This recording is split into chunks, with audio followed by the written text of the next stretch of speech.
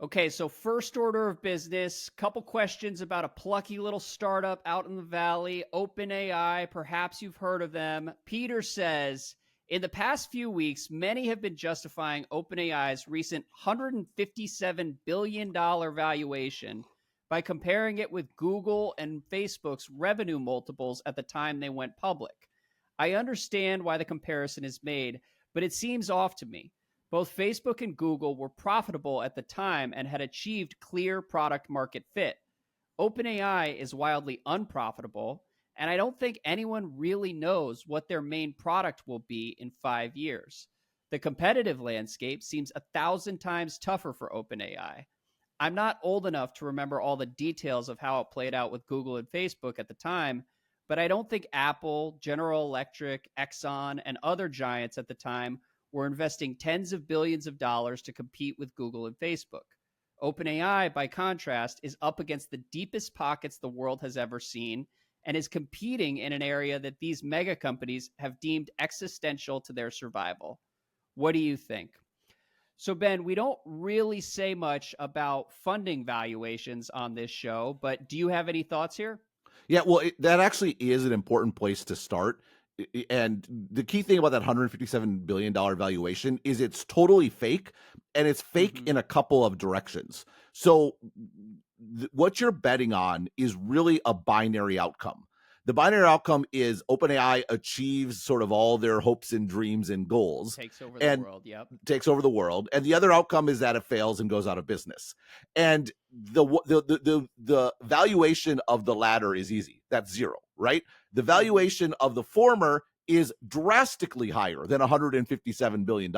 So there's a sense where to be only valued at $157 billion represents a massive discount to the potential of sort of what this business could become in sort of some sort of theoretical outcome. So that number, Okay. it's an expected value, but when we say the term expected value, that's sort of a term of art. That is where you're multiplying the probability of the upside times the probability of the downside. Now, OpenAI is large enough and whatever, there probably is some sort of middle path where there's some sort of middling business that's not as large as it Mm-hmm. might be or otherwise, but maybe not. I mean, the reality is there's so much money going into this.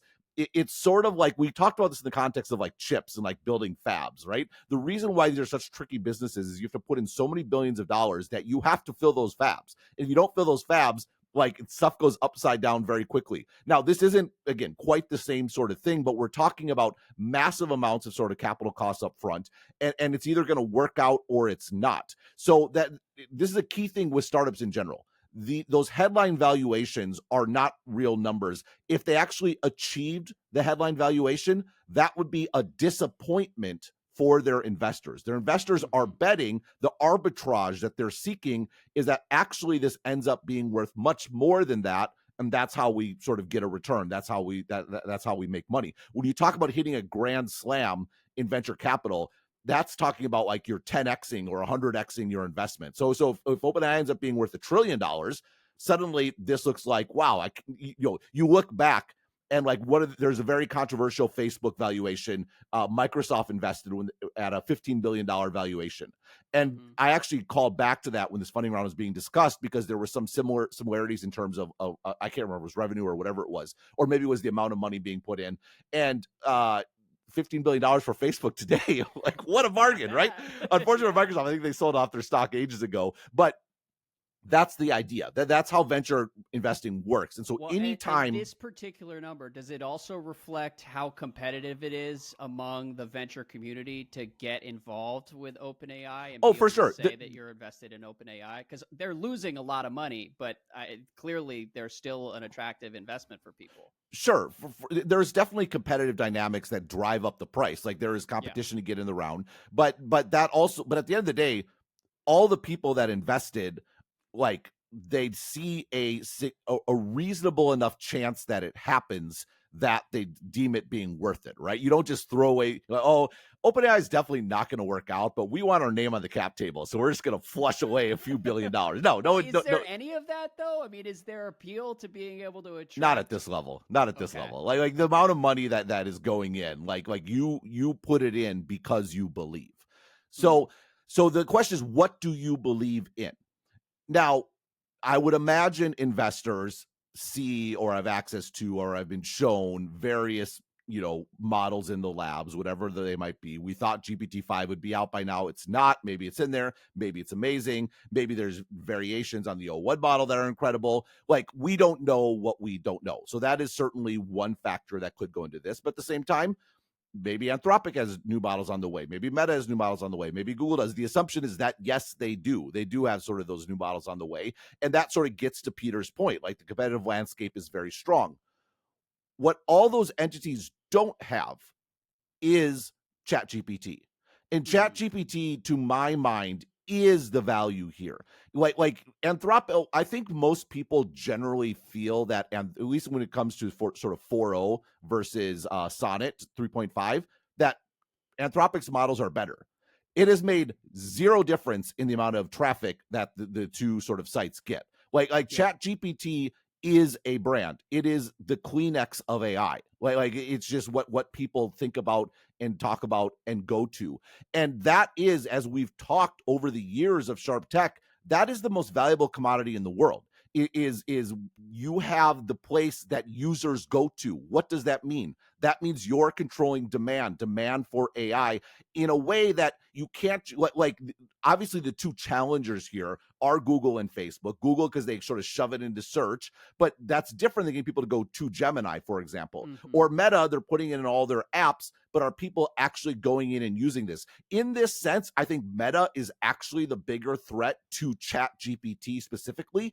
And I do think that ChatGPT is the basis of the OpenAI valuation. But what we're talking about is distribution, right? That is what is sort of important and sort of valuable here in this case. And I think that, like, let's get to sort of like the Alex sort of question, because it sort of ties into this. Yes, it's directly on point. Alex says, Ben, could you expand on your comment about the upside for OpenAI investors by, quote, slapping the ChatGPT brand on top of models from other entities? I think you said something along those lines on a Dithering episode, and that's what he's referring to. But he says, I agree with the broader point of OpenAI needing to look at themselves as a consumer company, but isn't their success as a consumer company dependent on them maintaining their lead in developing the top models from a usability, accuracy, and quality standpoint? And so I meant that line as sort of a hyperbolic articulation of the value of ChatGPT. The brand is so valuable, right? You could just slap it on anything. Yeah. Okay, in a perfect world, I think from an investor perspective, or in a world where you don't think there's going to be like transformative AGI that sort of runs everything, you would be like, hey, ChatGPT, go asset light. That's where people go. And then sort of, like we talk about Apple. This is what we're talking about with Apple in the context of Apple Intelligence. They're getting everyone else to invest, and then they point customers at the various models. And that's the idea here. Look, everyone goes to ChatGPT.com. Everyone else bid to sort of be the provider here. We don't even have to spend anything. Now, to be clear, I meant that hypothetical. Yes, yeah. I don't think we're in a position where that is actually a viable thing to do. So forgive me for the hyperbolic statement. I'm going to hope it was on Dithering that I can claim the 15-minute excuse for not fully explaining what I meant. I think I might have put it in a daily update too, but that I was at least I hope I was clear. I meant that as just to make you think. You think about what is sort of actually valuable here. Well, now, and look, you've made that point a bunch of times, so I'm familiar with your line of thinking. And I will just say I have a new respect for that argument after going to London a couple weeks ago with a group of guys who don't work in tech. And like half the group I was with has just replaced Google with ChatGPT, and we're using it the entire time we were getting around London, and they weren't using Anthropic. They weren't using Gemini or anything like that. And I think for me, it's honestly a byproduct of me working at home and spending more time reading tech media, talk about all the other models. And it feels more competitive than it was in the real world when I was with a bunch of guys. Everybody just uses ChatGPT. So that's sort of the brand value now. They were first to market and are just known as the LLM that people go to. So that's right. But the key thing here, though, to sort of Alex's point, is what actually is the lock-in, though, right? Like you could say that Google was better. That was part of the lock-in, and also they got all the data from searches and understanding what. So there was a something of a network effect where people using it made the product better. Facebook, it's super obvious, right? It was actually a network. The network effect was super powerful. Pretty So once literal, Facebook, yeah. yeah, that's right. And so they had lock-in that built on top of the fact that everyone was using it. Now, is OpenAI getting sufficient feedback and usage from users that they have a Google-like sort of feedback mechanism that makes their product better and in a way that is not available to other models? I don't know. I don't know, but maybe I could definitely see a place where that's possible. I could see a situation where it's actually not that big of a deal. And also the reality is, we're probably early enough, or are we early enough? This is kind of the question, right? Are we early enough that if, like, I think that Claude is a little bit better, but what if it was astronomically better? Like would that actually sort of make a difference? Is there a case where astronomically better? I'm in London, and one guy says Claude is just 10 times better, and then everyone tries it like, holy crap, this is so much better. Yeah. And like, in this scenario, OpenAI is like Yahoo, right? And then suddenly a Google comes along that's truly great and then sort of cleans up. All these are valid questions. I'm not, I don't know the answers to all of them. There's this looming AGI question, which is, is it a race to the end? And certainly OpenAI, by and large, that has been their founding mission. I think one way, though, and this is sort of reading tea leaves, is a lot of the upheaval at OpenAI.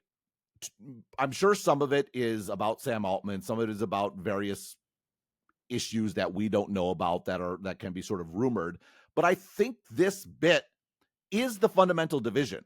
Like, OpenAI has hired people like Kevin Weil, like the former like product officer at Twitter and at Instagram. That's a consumer guy.